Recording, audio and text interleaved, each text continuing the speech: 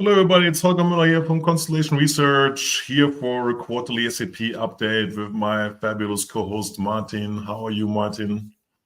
I'm very good. Thank you. And how are you? I'm very good, too. Thanks for being here. It's getting fall in Europe. I'm in Europe as well. Can't tell why, but we all have the cold. So welcome to Europe.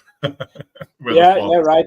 Today it's a rather rainy day here in Stuttgart, but also the wine harvest is going on behind me in the vineyards. Probably not today because probably too wet, but yeah, well. Well, if it's any consolation, I can say that I'm in Paris and it's raining here too. No city is beautiful when it's raining.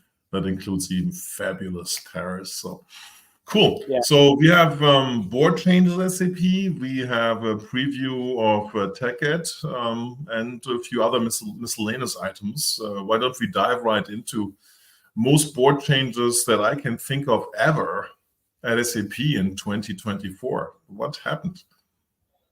Yeah, there was an announcement in the middle of the Sommerloch, as we say it in German, kind of the summer break or the summer side, the no news time, yeah. No news time, and that was that Julia White and Scott Russell will leave the board end of August. I think the announcement was end of July or roughly about a month before their departure.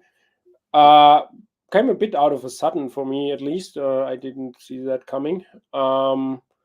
Julia, CMO, Chief Marketing Officer, joined SAP, I think, 3 years ago from Microsoft, owned the whole marketing stuff and also the events, which I think we will elaborate a bit later on when we talk about TechEd.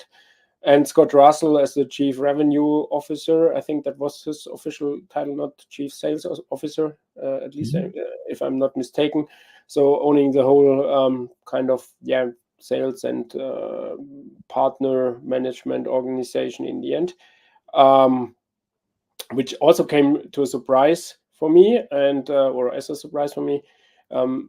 If I got the reorg beginning of the year right, he already, or his responsibilities got already a bit reduced, and Thomas Sauer, as he took over some of his responsibilities, if it comes to the whole consulting area.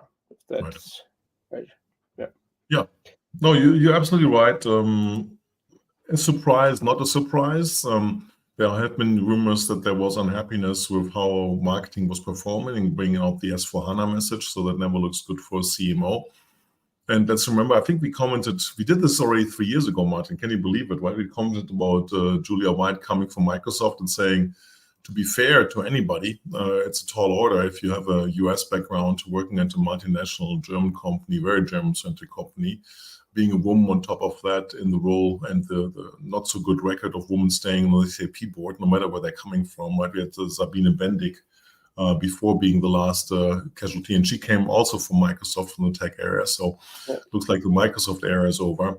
And on the Scott Russell side, I mean, the numbers were right, but the problem on the numbers is what's been the problem of the decade for SAP, the uptake of S4HANA. And that's where the board reacted by creating the Sauer-SAG org. Sorry, I forget properly naming customer success something.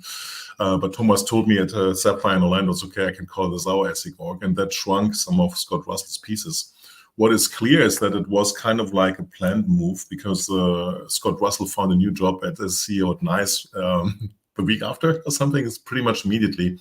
So yeah, you pointed me to this. I didn't hear that news. That was really surprising. I think he started beginning of September already. So just right. So too soon after. Even with the high sought after executive, it takes a little time for boards to approve and so on. Which to me says that we very quickly have moved in the post Hasso-Plattner era at SAP, right? So, I mean, obviously any founder is super present. Hasso was always involved on the technical side, and both were people which were supported on Hasso side. Julia specifically, Hasso always has admired Microsoft marketing and the way how they go to market. And he always has the issue that he thinks SAP works too much inside-ward looking. So the whole solutions marketing management organization was set up to bring that outside in there with a lot of support and backup from Hasso, which I think in the trenches, in the day-to-day work in Walldorf probably didn't help, because I've been in a similar situation where you have the backing of Hasso, but the rest of the organization doesn't want. And at the end of the day, Hasso is not enough to make you win, and you lose that role. So I can say it personally, and that was last century. So the same thing probably happened here from what I read, from what I hear. On the Scott Russell side, not enough S/4HANA adoption. And then we had a surprise thing happening late August, right, with my namesake, last name, no relations whatsoever, Jürgen Müller, being investigated for non-decent, non-appropriate behavior on a company event, and resigning on top of that, which came also out of the blue. That came definitely even more out of the blue, and that, of course, I mean, seeing the reason given, that was for sure not planned, but I'm also a bit surprised about the openness SAP is talking about that. The reason, I mean, also German press is commenting about it, that it's a sign for a very strong company culture. But on the other hand, I think, I mean, seeing Jürgen leaving with such a press announcement, and in the end the reputation, that's gonna get a challenge for him personally to get another job. And I think that's also what I hear. The whole organization is a bit shocked right now. There is no successor in place. So Michael Ammeling, who was already reporting to Jürgen and was pretty close, took over most of the responsibilities for now, but as kind of an intermediate solution, and he's reporting to Christian Klein on this. Some cloud and security topics went over also to Thomas Sauer, Essex Resort. So also reorganization. And I mean, seeing SAP reorganizing since at least 2 years permanently, seeing the whole restructuring with a lot of people leaving the company, about 10,000. I'm sometimes, and knowing that also from back in the days as a consultant, from being at customers when they are in reorg, in the end it's very challenging to get something done in these times, and I think that's a challenge for SAP for sure. Yeah, I fully agree with you. I mean, from all that is there, we don't have to go in the details, not that we know the details, right? It was clear that the SAP had no choice to go public, right? There's a public criminal investigation, so and Peter Müller wasn't able to, also not how do you say it in English? Nicht haltbar, for those who speak German, to be a public officer of a public company, right? So, and taking it from the product perspective, that's of course super unfortunate, right? Also because there's massive turnover, like you mentioned before. And the platform is more important than ever, because not only is it transition to the cloud, but there's also this thing called AI, which we'll talk about a little bit later as well. And platform is more important than ever before. And having it also dotted line report into the CEO and to Christian is of course a placeholder solution. So the good news is Christian, at least in his pre-CEO times, was always a big supporter of the platform. So, which is more important than ever in my view. So it might be helping SAP to strengthen the platform. And the great test for that will be to see what happens at TechED, which in my view, we don't have to jump into TechED yet, but we'll talk about it then. And the other interesting thing is, of course, Peter Müller was a Hasso protege. Jürgen Müller. Jürgen Müller. Oh my God, Jürgen Müller, yes, of course. Who did I say? Which Müller did I put there? Too many Müllers. Peter Müller.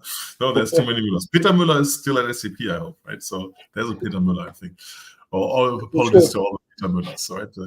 Jürgen Müller was a Hasso protege, right? Coming out of the Potsdam Research Institute and so on, was Hasso's person to what HANA and to where HANA is and so on. So the interesting fact which dawned on me is that apart from when SAP went public and no board member had any public company board experience, obviously, this is the least experienced board SAP has ever had, with only the CFO, Christian, and Thomas being people who have more than 1 year tenure, right? And hiring the CMO, CRO as replacement for Scott and CTO now, right? They may be new, they might be coming from now public board in Germany, which is unlikely, right? Because SAP is the largest software tech company. Who can you hire than in Germany for that? And the second largest is almost gone because they were put into pieces, Software AG. Right. So we're not going to increase the experience tenure to be a board member. So it's more than ever clear in the sequence, how at least the Julia and Scott things happened, that this was all done to not have these changes done while Hasse was still in place. So this is why it was waited until Hasse was done.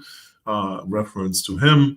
His people got moved out. They probably knew it, right? I commented, Julia wrote a funny LinkedIn post about going fishing in Costa Rica for a week. So, and AI could help with that, right? So it was my funny reply on finding the right fish. But I think the writing was on the wall. People knew this already. And we're now in the post Hasso Plattner being active. He's still a shareholder, but being day-to-day active or as a board member. And it's totally in the hands of Ari Pecker, the board member, the new one, which was in place for Mr. Renchen, right? Lots of fluctuation there too. And Christian Klein. So it's a vote of confidence. They'll make it or break it, basically, in the current organization with the absence in the other jobs for Christian Klein and Thomas Saueressig to solve the S4HANA adoption problem. Yeah, and we'll see how that goes. We have DSAG coming up in a few weeks, right? You'll be there.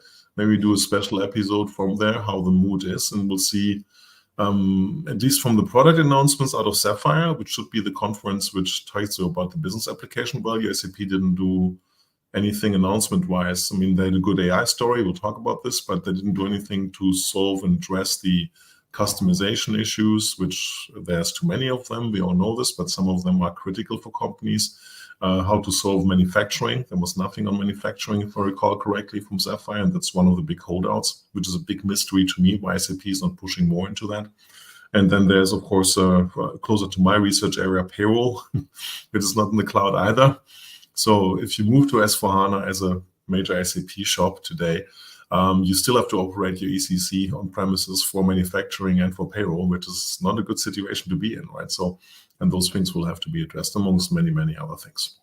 Yeah, well, with payroll, you can go HR for S4HANA, which they released now. I think that should go at least in the private cloud. And exactly, in the private cloud. Yeah, and with manufacturing, they have the so-called digital manufacturing cloud, or DM. I think they renamed it. But yeah, customers are not that happy about the feature parity, which is not there yet. And another topic in that whole industry topic, where actually, so to be very clear, I see the benefits of cloud, but also in the manufacturing area, I see also reasons for having on-prem solutions within a plant because of latency, network latency. If you, the machines are kind of connected to your ERP system and are suffering of latency in the end, and even nowadays with security stuff, which is also very important. If I got that right, I think there is even kind of a companion on-prem part of it, but I might be wrong. Don't take me for granted. We both not the manufacturing experts here. Yeah, but to be fair, also, right? I think it was Oracle Cloud World, Open World, whatever it was, 2016, where Steve Miranda, who was in charge of apps at Oracle, said, I'm happy to go to any existing Oracle e-business suite, JD Edwards, Siebel, PeopleSoft customer, and say, we have functional equivalency. You can do the same thing in Oracle Fusion. And that took 12 years. And if you do the math, right, this year is the 1 decade since the S4HANA launch. So it was, so 10 years ago, 2014, S4HANA was launched in New York at an event. I was there. It was great. It was primarily about finance, where SAP started there. And so SAP still has 2 more years to be faster than Oracle to have functional equivalency for Christian, Thomas Saueressig, Mohamed Assam, who we have mentioned, right? The head of product, to walk to any existing customer and say, look, whatever you want to do, it may not be exactly the same way. It may still be a re-implementation. That's the same thing on the Oracle side, but you can do the same thing. The same business outcome will be done. And that's what SAP is struggling with. So. Yeah, right. Just one comment about the CTO role. I think you mentioned the importance of the platform, I think especially the ABAP platform. And there, I think somebody from outside SAP, especially from another tech company, will have big problems, or might be the wrong person for this role, because I think it's crucial to understand the importance of SAP's legacy, and I think in the CTO area, that's mainly the ABAP platform. So don't know, maybe there are candidates out from the ecosystem, but I don't see any other big tech players around, especially also because the CPO alum came also from Microsoft, and I think he does, or as far as I hear, does a good job. But he's owning now the core ERP system, or the core product, the ERP, S/4HANA in the end. Has no ABAP background, and if in the end you have another board member with the responsibility for the platform who doesn't value the platform, that might become a problem for SAP. Right. But hey, let's do a historic anecdote here, right? Even Shai Agassi came from the outside. The first time we built ABAP as proprietary, and they said ABAP is the best language to build business applications, right? I mean, any decent CTO will see the productivity there and the legacy there. And what I think is what I'm waiting for to come out of SAP is the code conversion, right? The AI-based code conversion of your legacy Z function, Z table, whatever things, into something that works with S/4HANA. That should be possible, and I hope for SAP and for SAP's customers and SAP's employees that somebody's working hard on that in Waldorf, Palo Alto, Bangalore, wherever it might be, because this is a pure transfer problem. And if you change programming language, there's some interesting converters, right? I mean, IBM is working on one from COBOL to Java, and there's so something about, the one saying wrong by heart, it was June I learned about this. Can't retain everything, and that will be very interesting if that has any high level confidence to convert things. That could be the solution. Yeah. As in general, AI I think will be the main driver, because I cannot run AI on premises really, right? So I don't know how much computers there. I cannot go to my board and say, yes, I'm sure we need 12 NVIDIA Blackwell machines and will be set for the next 5 years. Who knows that, right? So AI has to inherently be in the cloud, and that might be the realization that people will say, I'll even move to the cloud on a not complete ERP system to get the benefits of using business AI, as SAP calls it. Everything gets a business in front of it, or using third-party AI offerings, which are there on all the different clouds, in order to be part of it, not be excluded of it. There. Quick segue, right? We had a major, I'm usually very critical on market leaders. SAP is a market leader for ERP, so I expect the vision for ERP come from SAP.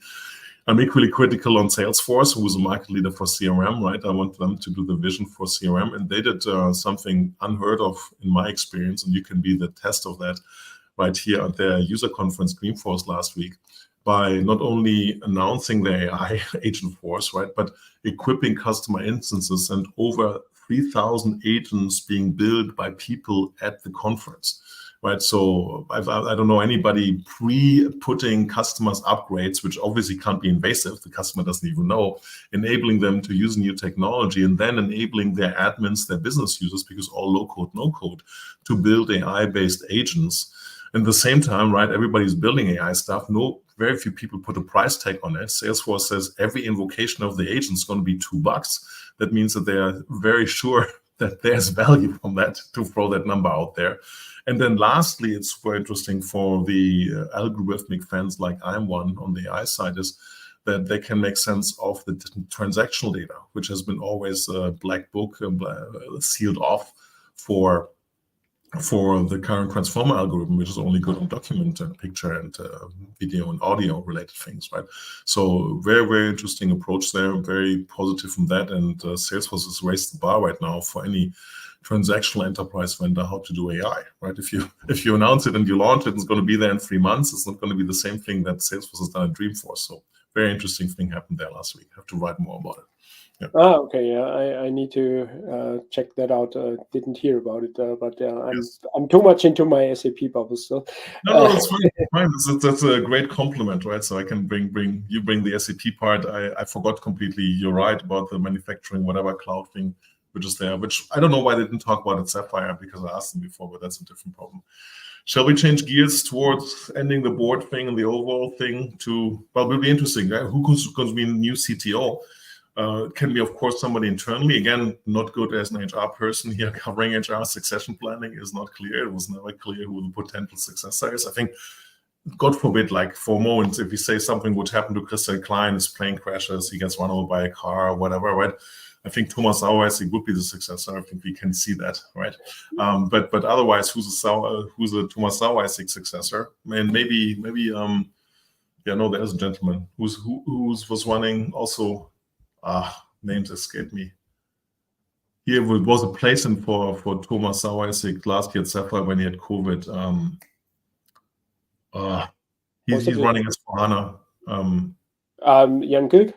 Yeah, Jan Gilg would probably the Thomas Sauer successor, but potentially on the service side or whatever. Or Muhammad Alam has a successor from that perspective, with someone who can. There's also Philipp Herzig. I think he's also pretty ambitious. He's correct. The whole AI topic. He might be the CTO successor, right? If he gets the AI thing right in half a year or so, it's placeholder. So there's lots of internal talent. I'm sure if that's possible that fast, but we will see. Yeah.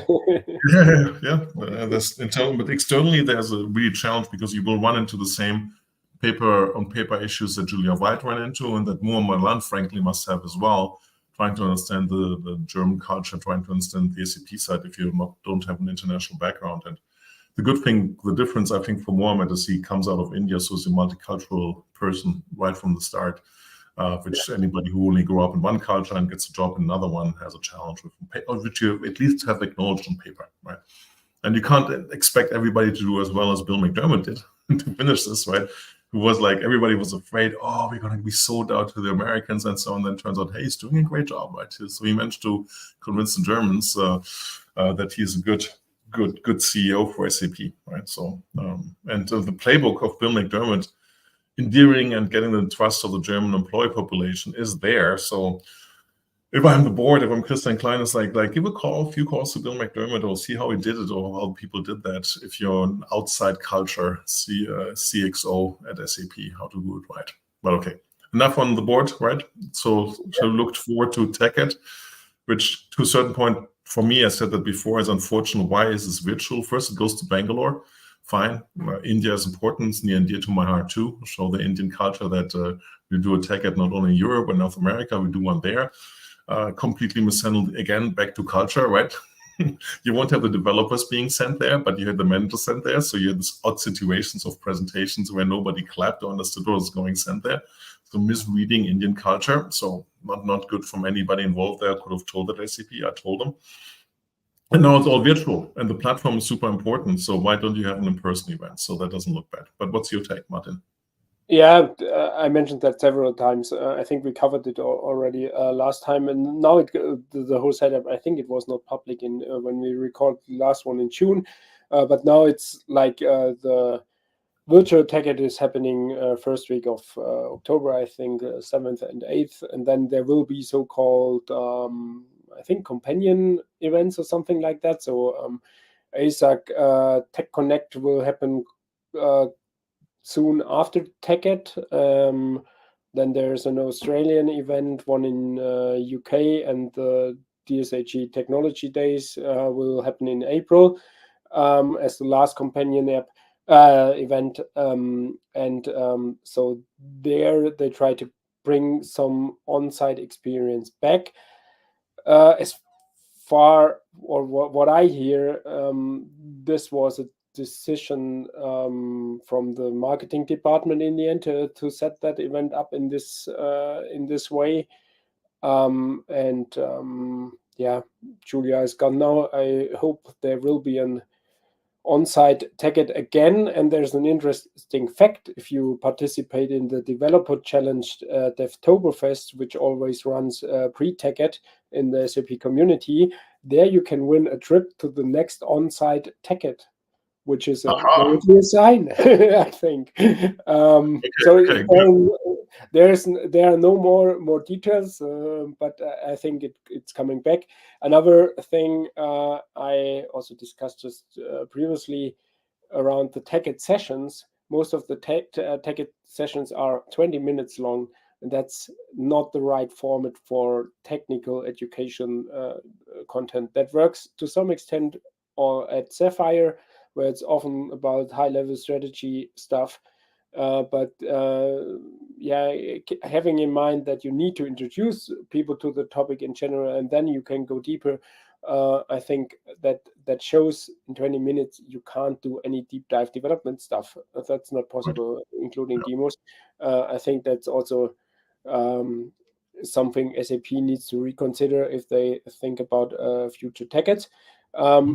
This year, I just can say it about DSAG. DSAG is rather happy about the fact that they are getting more attraction. They are adding a third day to the technology days with focus on hands-on stuff. So hands-on sessions also open for partners. There was kind of a try, an MVP, I would call it, last year, or this year, kind of short notice, but you see it also with the dates. So technologies were already planned beginning of April, and I mean, it's also not a small event with 3,000 attendees. You need to get the facilities and all that kind of stuff. So it was not possible for DSAG to come closer to the actual TechEd dates. That's why it's so late. But I think that's fine too. Yeah. Good for the user associations, because they have the technology conference kind of like for people in person.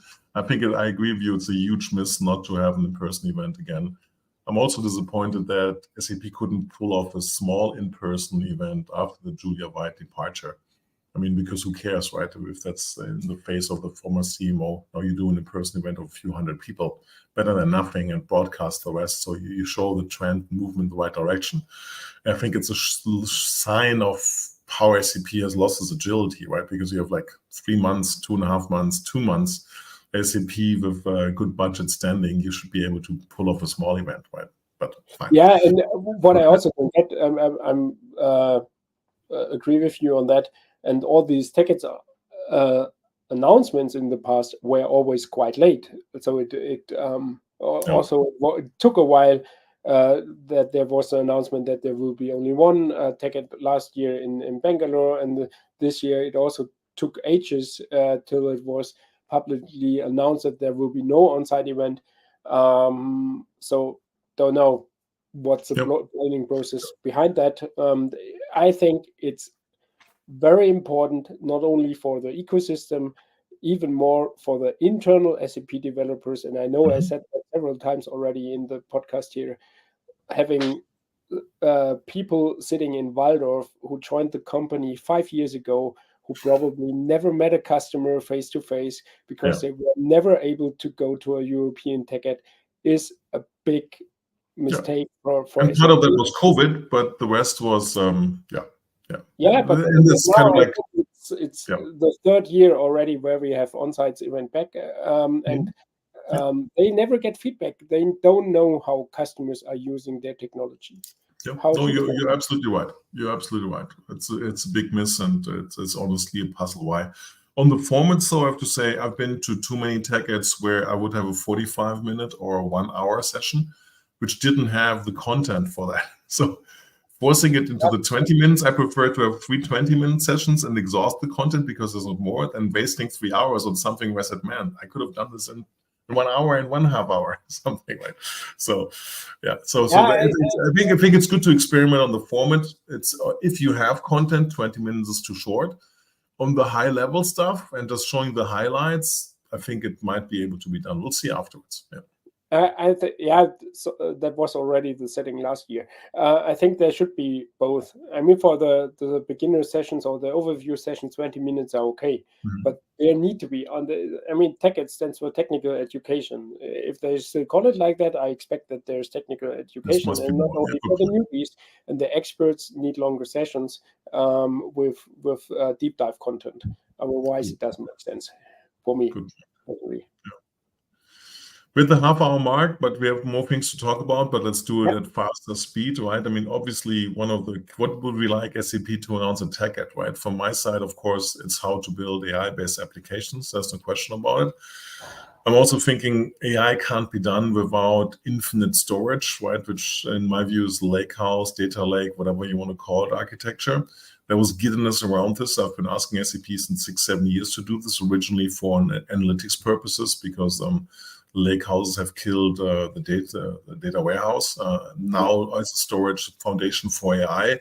There was giddiness when I asked the question, wait for the fall and so on, or maybe TechEd, whatever. We'll see if there's going to be an announcement in that direction, which I think is crucial to make SAP's AI credible. And again, if anybody from SAP is listening at what did Salesforce do 2 years ago? They announced what's now the data cloud, which is the cloud-based data lakehouse, whatever you want to call it, which gets real-time updated if you do something in your Salesforce instance. All the information is there, plus the third-party instance, plus the integration to other systems with zero copy, whatever that means. I don't believe in that, but that's a different story.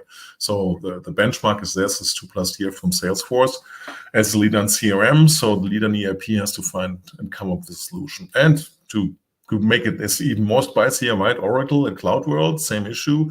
Not much in that perspective, but now there's the intelligence data lake, intelligence something, coming out of the analytics team, right? The traditional way, so Oracle might be behind. That's enabling lakehouse for analytics, fine. We can talk about that, but it has that availability and works for AI as well. So it's my high hope for this fall, if not a TechEd, maybe it's a separate event. Yeah. I think so, or I can imagine that there might be an announcement into this direction. 2 things I have in mind. Why? First one is there's a big push from SAP towards DataSphere to push their customers there to adopt it, even that it's pretty expensive, also not that well received. And another thing. So I think we also talked about that in earlier episodes. Of course, one reason for not having a real lakehouse in the end is HANA as the database. And now the inventor of HANA left the company. There might be a bit more flexibility in this area, probably. You think Jürgen Müller is the inventor of HANA? No, Hasso Plattner. the father, not the inventor, right? The father. But there was a big push from he his retired. Side. He didn't leave. He retired. Okay. Of course, he retired. Yeah, but there was even an interview with him, which was with a remarkable statement where he said he was asked about whatever wrong decisions or something like that, and he kind of said, yeah, looking back, he's not that sure if the whole HANA topic was the best thing they did back then. Yeah, massive kudos to Hasso Plattner, who is a billionaire and they don't do anything wrong, right? But having that interesting, which he already offered at a Sapphire post or after COVID, where he kind of like framed it, saying, I might have pushed to in-memory for too long. That wasn't the data warehouse cloud announcement when Gary Katzenmeier, who's now at Google, was still at SAP, right? So it's basically the same thing, right? So that realization is there. Yeah, I've been saying on the public record, if SAP in the hindsight would have said we standardize on Oracle, they would have built more functionality and would be done with S4HANA. Because if you think what investments had to go into HANA overall, right? But hindsight's always 2020. But I mean, that was a decision which cemented SAP as a market leader in ERP by Hasso Plattner picking Oracle for many client server databases, which turned out to be the most successful one. And really funny, right? Now the last one available, basically. for enterprise, right? It's not like SAP would have to justify, well, we don't do these other guys anymore. This is the only one which is doing stuff, right? So, and it's the cheapest to run, and they could move all their customers into the cloud anytime, right? So, but okay, right, we are where we are. Good. And then we have AI, right? So I think platform-wise, the AI is ready. Customer adoption-wise, I have not heard much. I don't know if you heard more. I mean, I think there is also an issue in the pricing model. I mean, not on BTP, but on the S/4HANA side, all the AI capabilities are only offered for RISE Premium Plus customers. Yeah. That's I'm not that sure if there are that many out there. I doubt that. To be honest. Yeah, but how are you going to run it on premises, right? I mean, I understand the complexity of that. If you want to run AI on premises, I mean, you have dependencies potentially on GPUs and other things.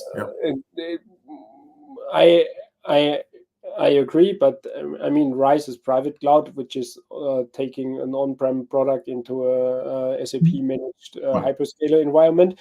There would be there are customers who moved their workload or their ERP systems already pre-RISE to Azure, AWS, and Google, and they are just not able to consume it in the end if they don't kick the hyperscaler out and go to another contract. But keep in mind, right? You're absolutely right. It's a private cloud on a hyperscaler.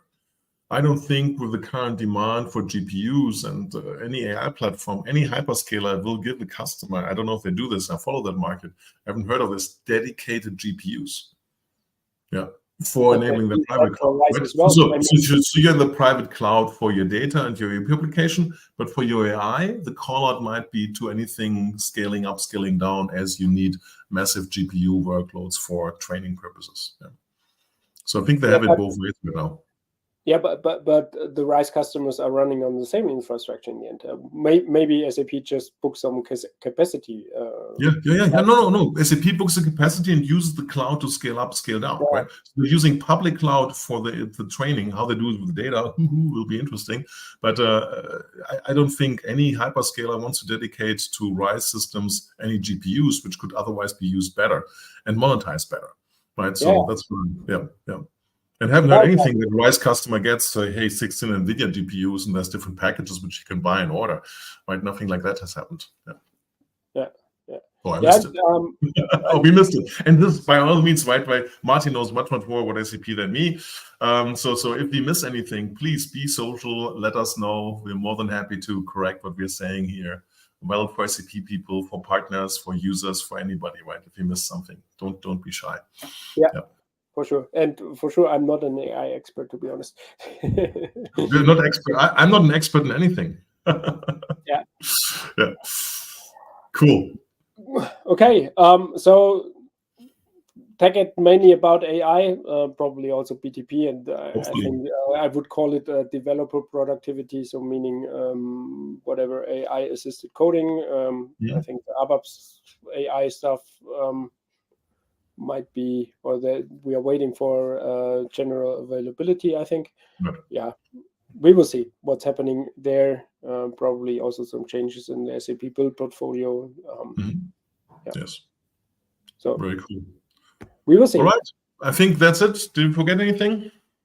Yeah, maybe just one kind of pre-announcement and also kind of heads up. So the German SAP user group, DSAG, is having their annual conference mid of October. So let me calculate, 15th, 16th, and 17th of October in Leipzig. I think around 5,000 attendees will be there. There will be a Thomas Sauer as a keynote on day one, and the board member of DSAG will give a keynote on day one as well. And the whole theme for the conference will be will also include partners, which is also a first for DSAG, and there will even be a partner keynote, a 20-minute partner keynote on day two, where you probably can see me on stage if you want. Yeah, well, that was definitely shameless self-advertising, but totally worth it. So don't miss Martin on stage to co-keynote What's the topic of the keynote? What's the title? It's in German. I'm so bad in just. You say it in German. I'll translate it online. Wait. Now you got me on the wrong foot. Oh, no worries. So watch in the notes. We'll say what time. Do you know what time you'll be on stage in Leipzig? You're asking questions. So okay, we'll be in the notes as well. On stage, I will be. Don't even have it in my calendar. That's a shame. I think at 10. I need to check the conference website. I will put everything. Check out the DSAG website for the keynote schedule of DSAG. It's an important conference, right? That's where the users meet, the most powerful probably user group of SAP, and after next with the North American user group or the US user group. Usually big things are being said or not said, so it's going to be interesting to tune Thomas Sau as his keynote as well. And let's see what Thomas and with Martin, and with who do you present, Martin? Who's your co-presenter? Florian Aschel from EY. So we are both member of the DSAG Partner Advisory Board. He is representing the big SIs. I'm representing the small build partners. And in a second I give you the topic of the keynote.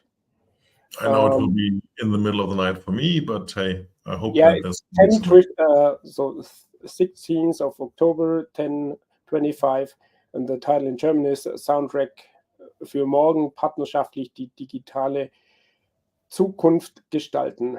So, how are we going to build the digital future together as partners? Yeah, and the conference topic in general is Dreiklang der Zukunft, which Dreiklang, I don't even know. That's a musical thing. It's like three tones and harmony playing together. Anwender, SAP, and somebody got kissed by the muse. This being in Leipzig, like very good. Right. It's the Bach city. He's even on on the famous German composer. Yeah. So underline or second headline, Anwender, SAP und Partner als Taktgeber der Transformation. So I'm not going to translate that. And partners as pulse generator of the transformation. The metronome of metronome, the metronome. Yes, they would go the Taktgeber. Yeah, very funny, very interesting. Cool. All right then. So I think we summed it up. Executive changes on the board side, the least experienced board from a tenure perspective. We're in the post-Hasso-Plattner era for that. We said what we want to see at TechEd. We're not happy that TechEd's in person, and SAP could pull it off to make it in person, despite the CMO departure, even a small-scale event. So all eyes are on DSAG's event, where you will see our own Martin Fischer on stage talking about the future of digital in the SAP ecosystem. Don't miss that. And as I said before, if there's anything we missed, anything we should have said, any topics for our next broadcast, please don't be shy. You have our Twitter handles up here, or X handles up here, or it could be social in the notes, both on YouTube, Twitter, and LinkedIn. Yeah, you even find me with Cycling Fish on LinkedIn, which is easier than Martin Fischer probably, because there might be a few in Germany. I'm not sure. Is there more Martin Fischers or more Holger Müllers? We have to figure that out. Justify that. They're both are typically German names, I would say. Yeah. All right. Thanks everybody. Thanks for watching. Stay healthy. Be out there and Bye. Happy being.